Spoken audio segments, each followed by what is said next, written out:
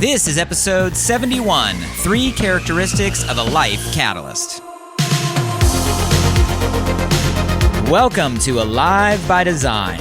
My name is Blake Mallon, and we're here to bring you inspiring people, principles, and practices to help you wake up, move toward your meant to, and feel fully alive. Open your mind and let's dive in. Hey guys, before you listen to the podcast, I just want to drop in and say I appreciate you for being here, and I'm super excited about this new Walk With Me series. These are solo episodes where I take some time in the middle of my morning run through the Santa Monica Mountains to share some inspired ideas and thoughts on my mind and heart. If you want to join me for any of these conversations live, you can catch me many mornings on my Facebook page, facebook.com/BlakeMallon.page. Would love to see you there. Love you guys. Enjoy the episode. Walk with me. Question for you all this beautiful day. How would you describe somebody who's a catalyst? Don't you just love that word?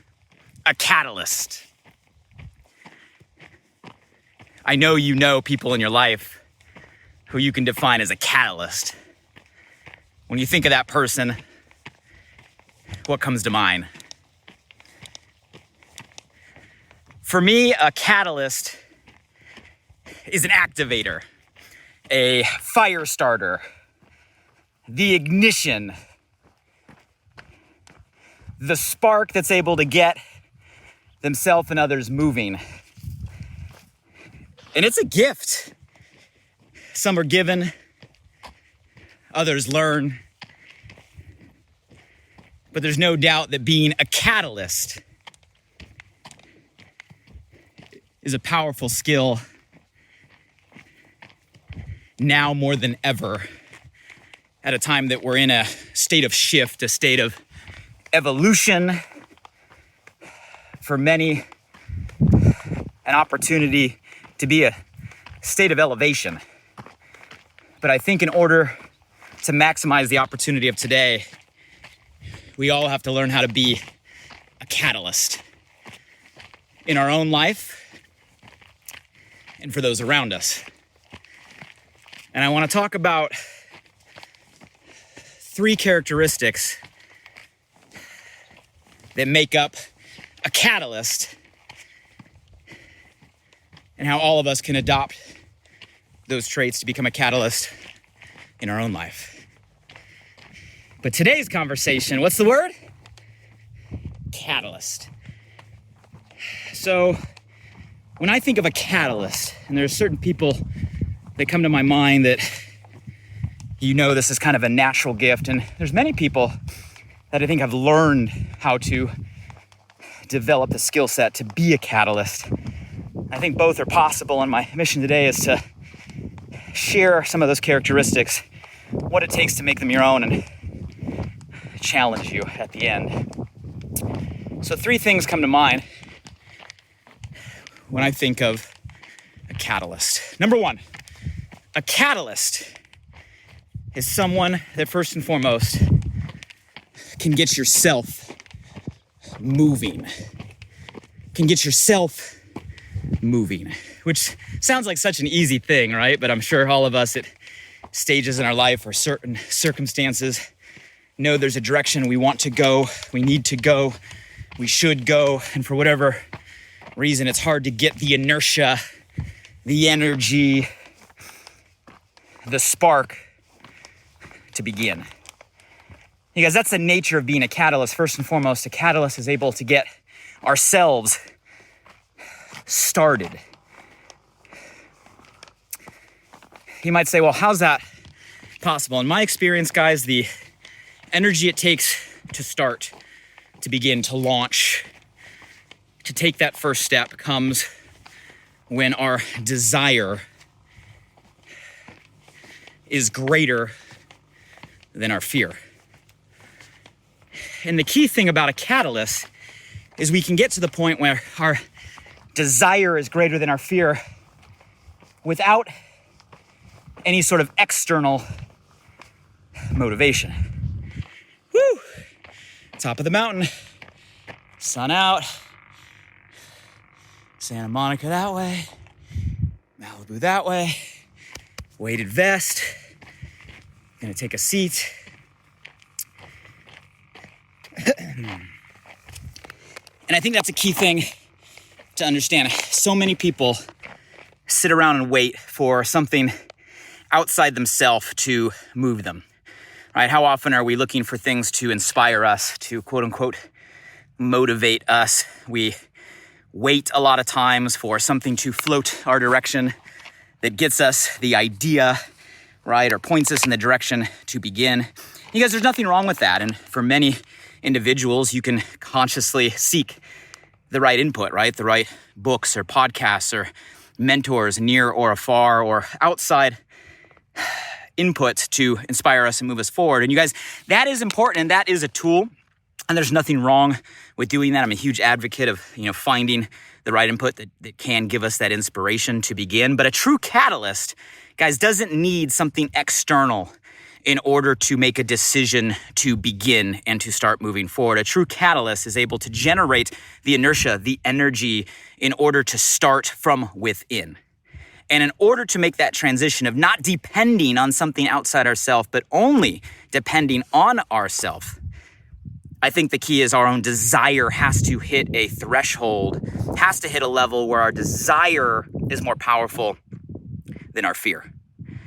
And you guys, desire is an interesting thing. We all have it, right? Think of times in your life when your desire tank was overfilling. Desire comes from many different directions. It can come from a deep wanting or a deep yearning for something. And a lot of times when we don't have or never have and there's something that we want, that desire tank is overfilling and it flows or it pushes us. Very, very often, sometimes we go through life where we start to attain, we start to get, we start to have, and we don't realize that in the actual achievement of maybe the things we once wanted, our actual desire to go further starts to diminish. It's a great kind of paradox of life that as we get, right, sometimes our desire decreases. And sometimes the greatest desire isn't in, never having. Sometimes the greatest desire is in once having and the perception of losing. Sometimes when we get taken away, we lose something and we have a perception of where we were and then a perception, right, that we're no longer there. Sometimes in that gap or in that void, right, our desire is able to feel higher than it's ever been. You guys, those are circumstances we all go through, but we all know when we got it, our desire, right, is always at a level. Right now, you can check in where you're at when it comes to a desire for something. It can be anything important to you. Right? Any goal you have on your list, anything you want to improve, any direction you want to go, you got to check in with yourself. You can't lie to yourself. Where is your desire level at? How bad do you want it? Are you hungry for it? Is it burning inside you? What level is that at? Because our desire has to be greater than our what? Our fears. There's a long list of things that can fall into a personal fear bucket, but some of the most common that we all face, all right, is maybe a fear of failure.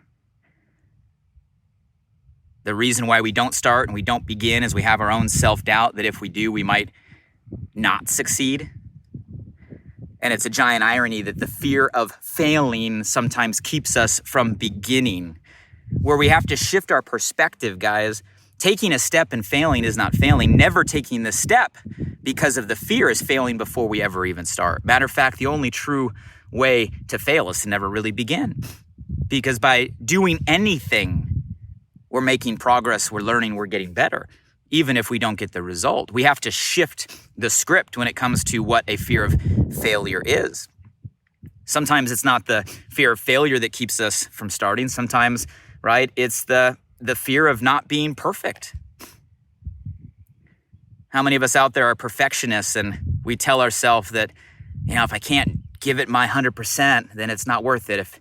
If I can't give it my all, then it's not worth it. We tell a lie to ourselves that, hey, because it's not the right time or the perfect scenario, right, I can't begin. But in reality, that's a lie we're telling ourselves to let ourselves off the hook from taking the steps we know we need to take. Right? A fear of messing up, a fear of not being perfect. Sometimes it's a fear of judgment of others, a fear of what other people may think about us keeps us from beginning. I don't know about you guys, but I've learned that There's some people that judge, and the people that judge are going to judge no matter what. And you guys, the people that judge, their judging is more a reflection of who they are than it is ever a reflection of you and what you're doing. Oh, no matter what you do, even with the best intention, the best actions, even with the best outcome, there's always going to be people out there that take it upon themselves to cast judgment on you. And again, that's a reflection of them, not you. But these fears, although when we say them like that, we go, wow, the fear of failure, me never starting is much worse than me beginning and getting knocked down. The fear of perfection, telling myself that it must be perfect and never beginning, makes no sense. Progress, any progress is better than perfection. Me being afraid of judgment of people that are going to judge no matter what I do, a reflection of them, not me, is going to keep me from going. It sounds silly when we say it like that, but don't those fears sometimes get in our way? So guys, a catalyst is able to get themselves moving, right? Begin, start, take the step. And to do that, it's because their desire level for the direction they're going overshadows the fears that sometimes monopolize a lot of our focus. So that's number one when it comes to being a catalyst. You're able to get yourself moving in a direction you want to go. Number two, when it comes to a catalyst, it's not just about getting yourself going. Number two, the second thing a catalyst is able to do is a catalyst is able to keep yourself going. You guys see, once you take a step, we need to take the next step. Once we take the next step, we need to take another step. You see, a catalyst can get yourself going, but keep yourself going. You guys, that's the skill, the gift of a catalyst. An object in motion stays in motion. I think it was Newton that taught us that, right? We need to build a momentum in a direction. A catalyst is able to build a personal momentum in a direction. And a personal momentum doesn't come with a step. A personal momentum comes step after step after step after step. You see, consistency is the king when it comes to creating an inertia. And a catalyst knows that. Get into motion and stay in motion. Keep taking step after step after step. You guys, a catalyst treats their goals or their initiatives, right, where we want to go, much like riding a bicycle, right? If you get on the bike and the bike is stationary, what are you going to do to get it going? Well, you got to pedal. And isn't that first pedal the most difficult pedal? That first rotation is the hardest rotation, right? And that second rotation is hard, but just a little bit easier. The third rotation is still hard, but a little bit easier. But the more that we start to pedal, the easier the pedals get and the faster we go with less and less effort.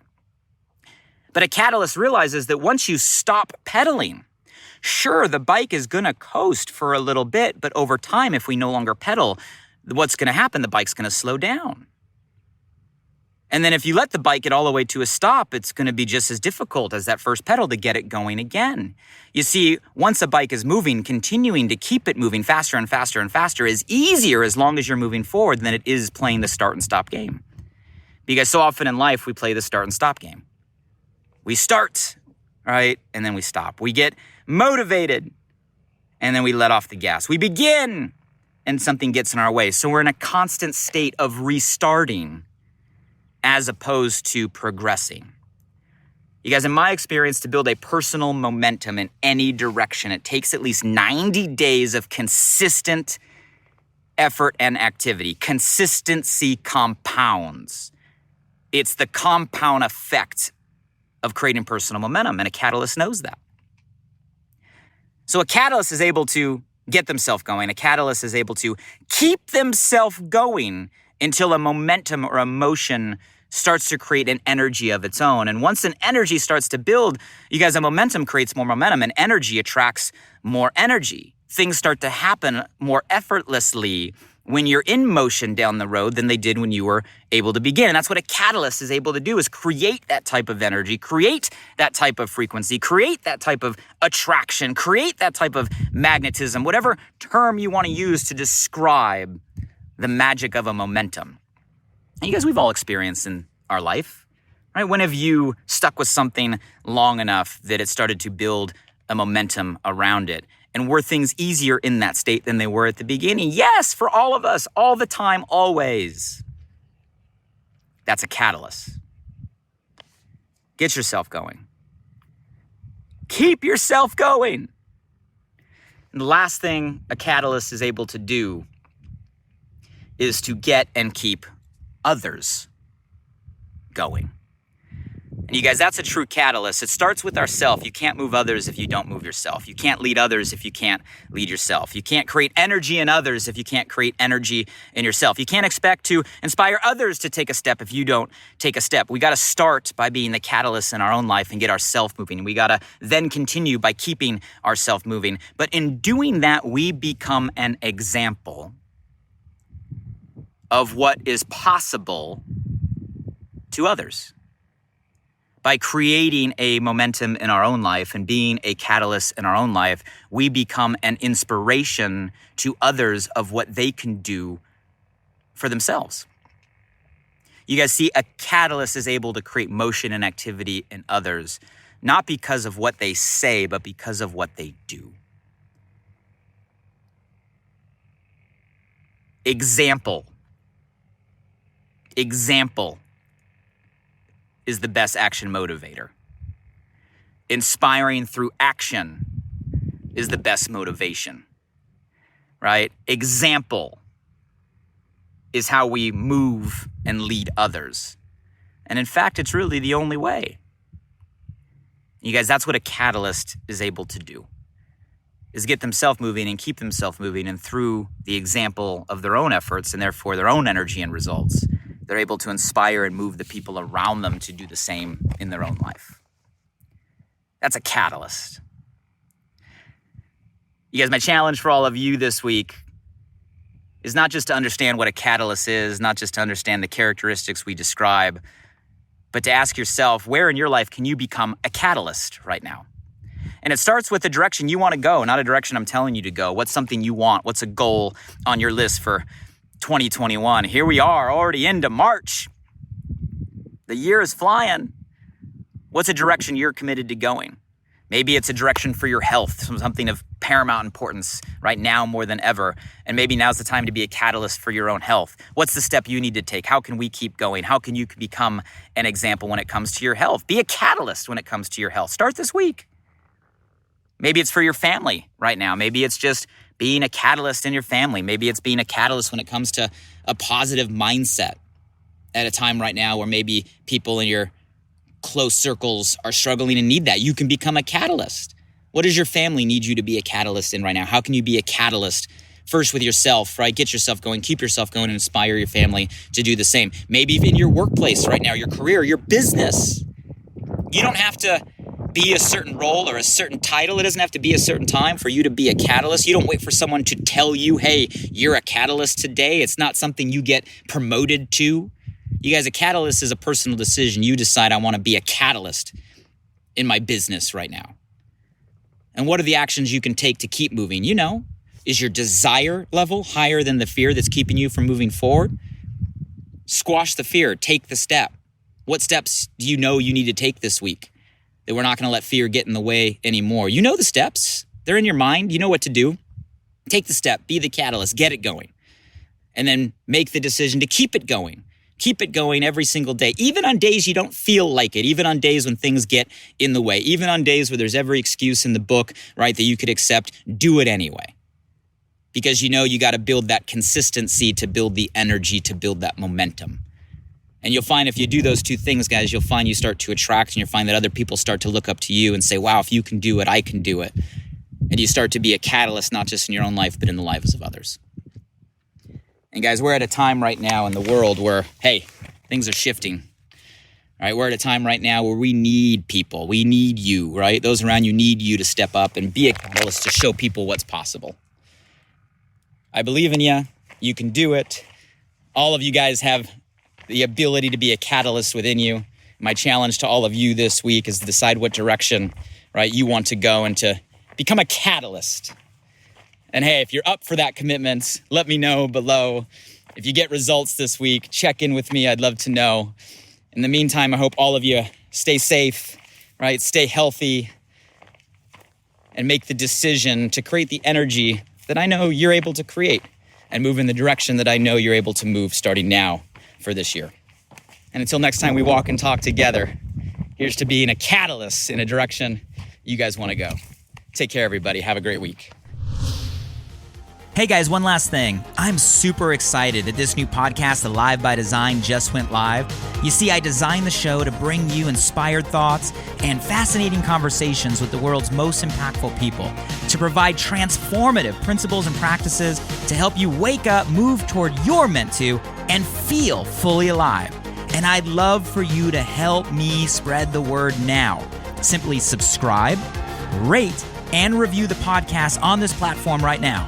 So if I've ever given you value, please do me this personal favor and go subscribe now. And if you found today's episode helpful in any way, make sure you share this with at least one friend today. You have the power right now to change someone's day. So send them a text message with a link to alivebydesign.com, or simply copy and paste the link right from this podcast platform. Who's one person you know right now that you want to see succeed, that you want to see grow, that you want to see feel more alive? Shoot them a text with your largest takeaway from today and be a light in their day. And if you were referred here by a friend, make sure you shoot them a text back and say thank you. I'd love to hear from you directly on what you got from today's podcast. So if you're up for it, drop by my Instagram @BlakeMallon and shoot me a DM. And as always, thank you for showing up. I'm grateful for you, and I hope our time together today in some small way helped you feel a little more alive. Until next time.